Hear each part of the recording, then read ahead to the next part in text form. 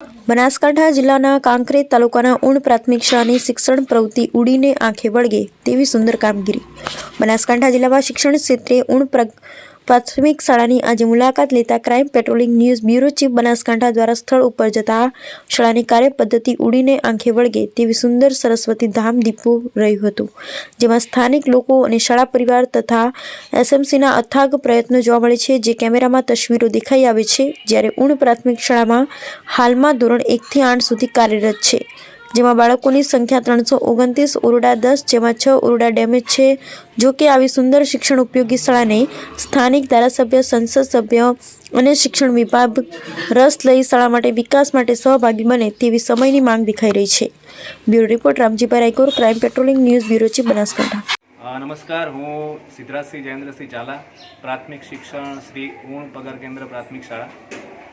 આપ સૌ અમારી શાળામાં જોઈ રહ્યા છો કે સમગ્ર શાળા એ બાળકોના શીખવા માટેનું એક સરસ મજાનું વાતાવરણ ઊભું થાય એ માટે અમારી સમગ્ર એસએમસી, અમારો સમગ્ર શાળા પરિવાર, ગામના આગેવાનો, ગામ લોકો, વાલીઓ એ તમામ છેલ્લા ઘણા વર્ષોથી અમે ખૂબ જ મહેનત કરી રહ્યા છીએ।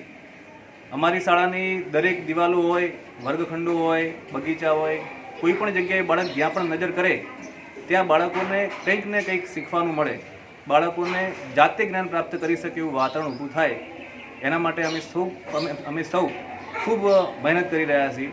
છેલ્લા 2-1 વર્ષમાં અમે ગામમાંથી, ગામ લોકો તરફથી અને દાતાઓ તરફથી લગભગ 10 લાખ રૂપિયા જેટલું દાન શાળા માટે પ્રાપ્ત કર્યું છે। આ ઉપરાંત દરેક વર્ગો સ્માર્ટ ક્લાસ બને એ માટે ગામના દાતાશ્રીઓ તરફથી 6 સ્માર્ટ ટીવી પણ અમને ભેટમાં મળ્યા છે। આજે અમારી શાળાનું જે વાતાવરણ છે એ ગ્રીન સ્કૂલ, ક્લીન સ્કૂલ અને ડિજિટલ સ્કૂલ એ ત્રણેયનો એક સાથે સરસ સુભગ સમન્વય આપણી શાળામાં આપ સૌ જોઈ શકો છો। દરેક 1 થી 5ના જે વર્ગો છે એમાં અમે સ્માર્ટ ટીવી લગાવેલા છે।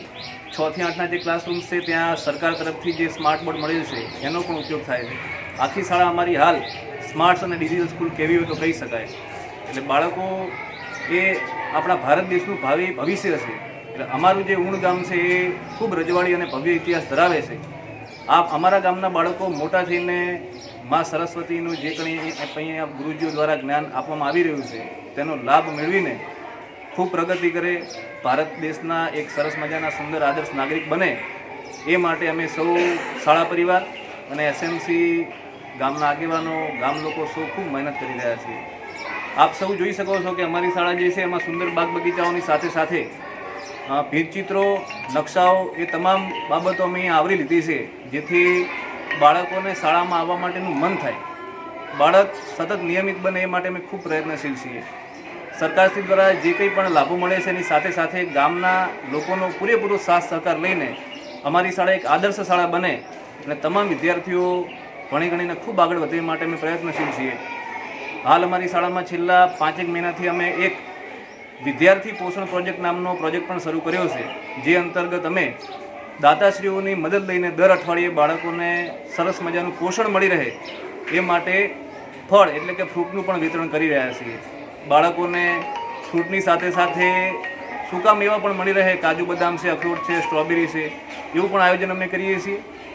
આ ઉપરાંત દર વર્ષે છેલ્લા 12 વર્ષેથી અમે વિદ્યાયજ્ઞ પ્રોજેક્ટ અંતર્ગત અમારું જે અમદાવાદનું મિત્ર વર્તુળ છે એમની મદદ લઈને દર વર્ષે લગભગ સરેરાશ 1 લાખ રૂપિયાનું દાન લાવીએ છીએ અને શાળાના તમામ બાળકોને શૈક્ષણિક જે જરૂરી સામગ્રી છે એ મળી રહે એ માટે અમે પ્રયત્નશીલ છીએ।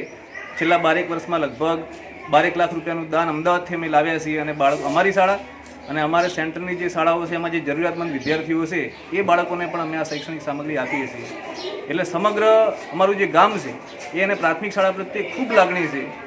તમામની એક જ ભાવના છે કે પ્રાથમિક શાળા એ ગામનું ઘરેણું છે, એ ઘરેણાને વધુને વધુ અલંકારિત કરવા માટે બાળકોને સરસમાં સરસ શૈક્ષણિક સુવિધાઓ મળી રહે, શાળાની અંદર ભૌતિક સુવિધાઓ મળી રહે એ માટે સમગ્ર ગામ અત્યારે એક પક્ષે ઊભા રહીને શાળાને મદદ કરાવે છે।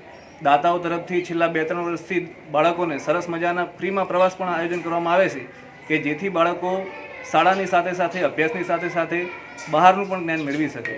એટલે અમે હાલ જે પણ મહેનત કરી રહ્યા છીએ એ મહેનત અમે હજુ વધારે કરવા માગીએ છીએ અને ગામ લોકો, આગેવાનો છે, એસએમસી છે, અમારી ખૂબ સક્રિય છે કે જે અમારી શાળા પહોંચી છે એનાથી પણ વધુ ઊંચાઈએ અમે શાળાની પ્રગતિ કરાવી શકીએ અને બાળકો અમારા જે છે એ બધા બાળકો અમારા છે એ બધાને અમે ખૂબ પ્રગતિ કરાવી એમની આશા અને અપેક્ષા સાથે તમામ લોકો ખૂબ મહેનત કરી રહ્યા છીએ. ભારત માતા કી જય.